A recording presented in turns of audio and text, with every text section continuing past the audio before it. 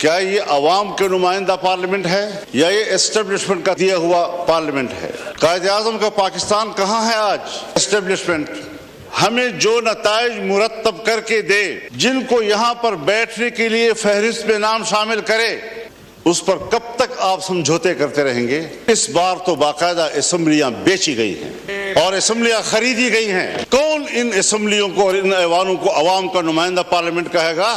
हारने वाले भी परेशान और जीतने वाले भी मुतमईन नहीं।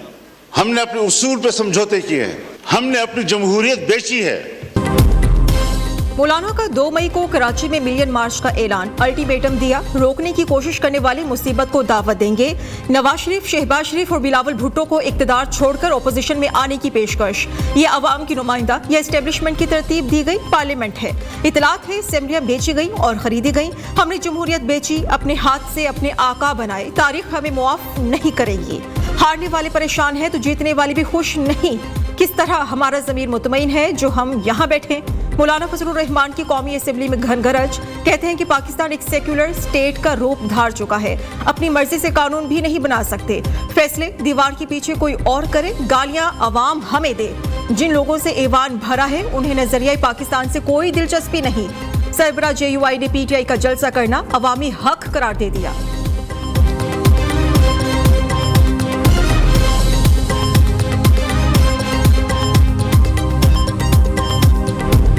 में जो हमारे MNAs को गिरफ्तार किया गया था, क्या आपके नोटिस में लाया गया? क्या आपसे पूछा गया? क्या इस असेंबली का, क्या ये असेंबली इस तरह चलेगी? उसकी बुनियादी वजह यह है कि स्पीकर साहब, आपके ऊपर ज्यादा रिस्पांसिबिलिटी आती है। जब हमारे अपोजिशन लीडर और MNAs को गेट पे रोका गया, उस वक्त आपको इसके ऊपर भरपूर एक्शन लेना चाहिए था। अगर इसके ऊपर आप एक्शन ना ले तो फिर तो इस असेंबली का कोई वजूद ही नहीं है। ये असेंबली तो मुझे तो अभी लग रहा है कि असेंबली इस तरह लग रही है कि 85 की जो से पहले जो मजलिस शूरा थी उससे भी कमजोर हो गई है। दफा 144 जो है जवाब बना के हमें जो है जलसे जुलूस नहीं करने दिया जा रहा।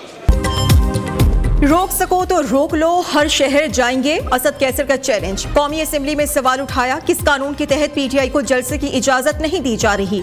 क्या मुल्क आजाद है या मार्शल लॉ लगा हुआ है? रहनुमा PTI ने कहा कि इस वक्त मुल्क के 3 वज़ीर आज़म हैं, एक शहबाज शरीफ, दूसरे नायब वज़ीर आज़म इसहाक डार और तीसरे मोहसिन नकवी। ऐवान में जो लोग बैठे हैं ये मुस्तरद शुदा हैं।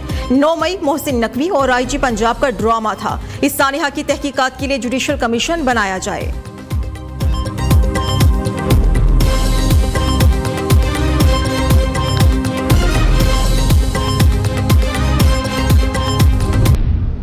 डायलॉग के बारे में किसी भी इदारे से पार्टी के किसी कैंडिडेट नुमाइंदे के पास कोई इख्तियार नहीं है कि कोई बात करे।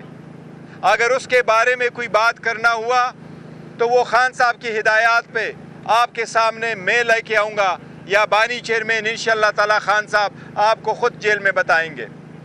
कोई हमारा डायलॉग किसी के साथ नहीं हो रही। PTI अल्हम्दुलिल्लाह कोई इंतशार के शिकार नहीं है। इख्तिलाफ राय होता है और होना चाहिए। खान साहब बारहा कह चुके हैं, पाकिस्तान भी हमारा है, मुल्क भी हमारा है, फौज भी हमारी है। कभी हाँ कभी ना, चेयरमैन और बानी PTI के बयान में तजादात, एस्टेब्लिशमेंट से बातचीत करें या नहीं। तहरीक इंसाफ तजब्जुब का शिकार, बानी PTI का यूटर्न, 3 रुकनी कमेटी को बातचीत का इख्तियार सौंप दिया। हिदायत दी, अली अमीन गंडापुर, उमर अयूब, शिबली फराज एस्टेब्लिशमेंट से मुज़ाकरात करेंगे। चेयरमैन PTI बैरिस्टर गौहर की मुज़ाकरात की तरदीद, कहा कि किसी से कोई बैकडोर बातचीत नहीं चल रही। तहरीक इंसाफ इंतशार का शिकार नहीं, इख्तिलाफ राय होता है। जो दोस्त गए हैं उनकी वापसी का फैसला बानी चेयरमैन करेंगे।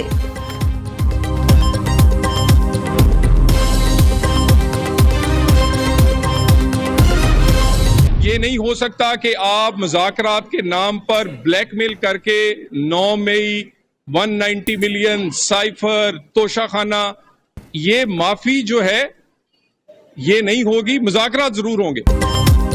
मुज़ाकरात के नाम पर PTI की ब्लैकमेलिंग नामंजूर। ये लोग मुज़ाकरात के नाम पर एस्टेब्लिशमेंट को मुदाखिलत का कह रहे हैं। नून लीगी रहनुमा तलाल चौधरी की लफ्ज़ी वार, कहते हैं कि किसी को विफाक पर हमले की इजाजत नहीं देंगे।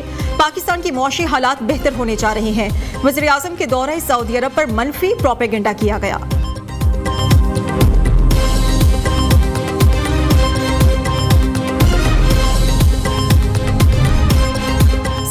सुन्नी इत्तेहाद काउंसिल का पीटीआई को असेंबलियों से इस्तीफे का मशवरा। साहबजादा हामिद रजा कहते हैं कि बानी पीटीआई को इंसाफ ना मिला तो असेंबलियों में नहीं बैठेंगे।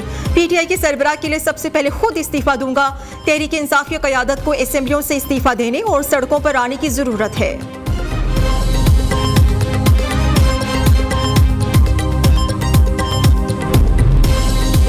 किसान रहनुमाओं की मरकजी क़यादत गिरफ्तार। एहतजाज रिकॉर्ड कराने पंजाब असेंबली के बाहर ना पहुंच सके। शहर के दाखिली रास्तों पर पुलिस की भारी नफरी तैनात। किसान रहनुमाओं का मुत्तादिद अफराद को गिरफ्तार करने का इल्जाम। पंजाब हुकूमत की किसान नुमाइंदों को गिरफ्तारी की तरदीद। वज़ीर इत्तलात पंजाब अज़मा बुखारी कहती हैं कि एक मखसूस जमात किसानों के मामले पर प्रोपेगेंडा कर रही है।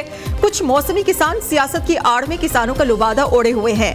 किसी को किसानों की आड़ में सियासत चमकाने की इजाजत नहीं देंगे।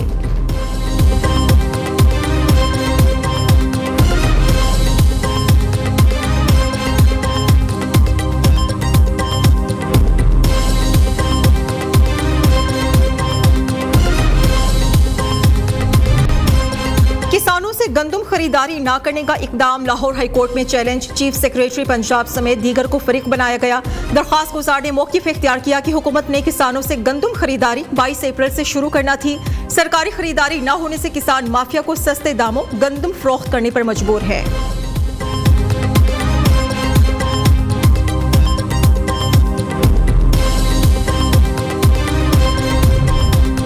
जमात इस्लामी भी किसानों की हमनवा। मुल्क भर में कल एहतजाज का ऐलान कर दिया। हाफिज नईमुर रहमान का 30 लाख टन गंदम इंपोर्ट करने वालों को जेल में डालने का मुतालबा। अमीर जमात इस्लामी कहते हैं कि मुस्लिम लीग नून की सियासत खत्म हो चुकी। MQM पाकिस्तान पीपल्स पार्टी को मुसल्लत करके मुल्क की तारीख का बदतरीन काम किया गया।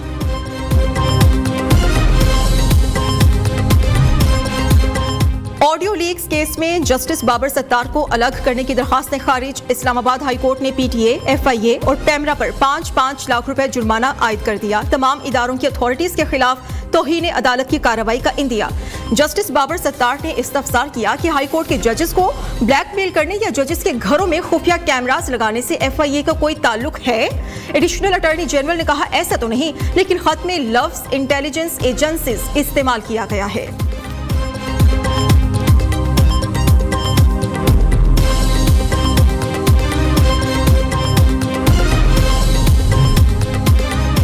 वज़ीर-ए-आज़म शहबाज शरीफ की रियाद में सऊदी वज़ारत तिजारत से मुलाकात। शहबाज शरीफ कहते हैं कि पाक सऊदी अरब मुआशी ताल्लुकात नए दौर में दाखिल हो चुके हैं। बाहमी तिजारती हजम बढ़ाने के भरपूर इक़दाम उठाएंगे। सऊदी वज़ीर तिजारत ने कहा कि सऊदी सरमायाकारों का वफ़द जल्द पाकिस्तान का दौरा करेगा। शहबाज शरीफ की रियाद में बिल गेट्स से भी मुलाकात। बिल गेट्स फाउंडेशन के साथ मजबूत शराकतदारी यकीनी बनाने का इरादा।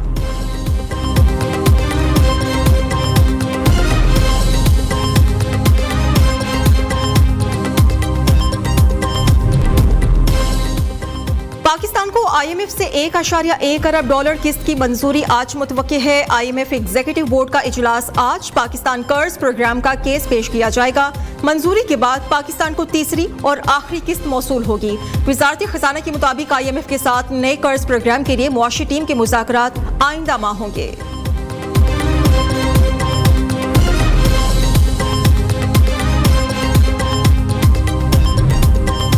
खुसूसी सरमायाकारी सहूलत काउंसिल की काविशें रंग लाने लगी। बराह रास्त गैर मुल्की सरमायाकारी में वाज़े इजाफा रिकॉर्ड। मार्च 2024 में गैर मुल्की सरमाया का हजम $258 मिलियन से तजावुज़ कर गया। गुज़श्ता बरस इसी अरसे में $169 मिलियन की गैर मुल्की सरमायाकारी की गई थी। मजमूई गैर मुल्की सरमायाकारी का हजम भी $172.6 मिलियन से बढ़कर $311.2 मिलियन तक पहुँच गया। स्टेट बैंक का शरह सूद 22% पर बरकरार रखने का फैसला। मरकजी बैंक की जानिब से शरह सूद में कोई रद्दोबदल नहीं किया गया। गवर्नर स्टेट बैंक कहते हैं कि करंट अकाउंट खसारा कम हो रहा है, महंगाई में कमी आ रही है, मुस्तकबिल में मजीद आएगी।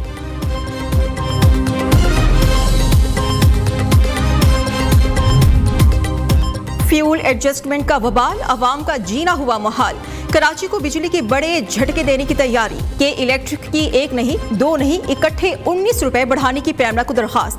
के इलेक्ट्रिक ने FCA की मद में 7 माह का इजाफा मांगा, सिर्फ 2 माह के लिए कमी की दरखास्त की है।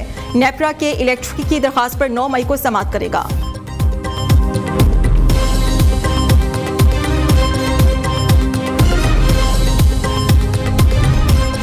वज़ीर आला पंजाब मरियम नवाज का लाहौर चिल्ड्रन हॉस्पिटल का दौरा, हॉस्पिटल की अपग्रेडेशन और इलाज के मंसूबों पर ब्रीफिंग। मरियम नवाज ने चिल्ड्रन हॉस्पिटल में नई इमारत की तामीर के मुआहिदे पर दस्तखत किए। वज़ीर आला पंजाब कहती हैं कि अवामी सेहत के मंसूबे तरजीहात में शामिल हैं।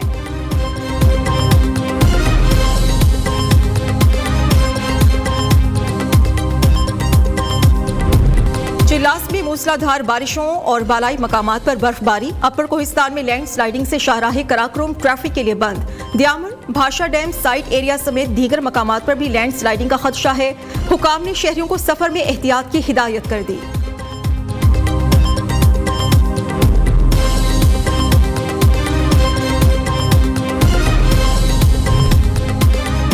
मुल्क भर में 5 रोजा इंसदादे पोलियो मुहिम शुरू, 2 करोड़ 40 लाख से ज्यादा बच्चों को वैक्सीन और कतरे पिलाए जाएंगे। पोलियो टीम्स की सिक्योरिटी के फुल प्रूफ इंतजाम किए गए हैं। वज़ीर आला सिंध मुराद अली शाह ने सिंध में पोलियो मुहिम का आगाज कर दिया।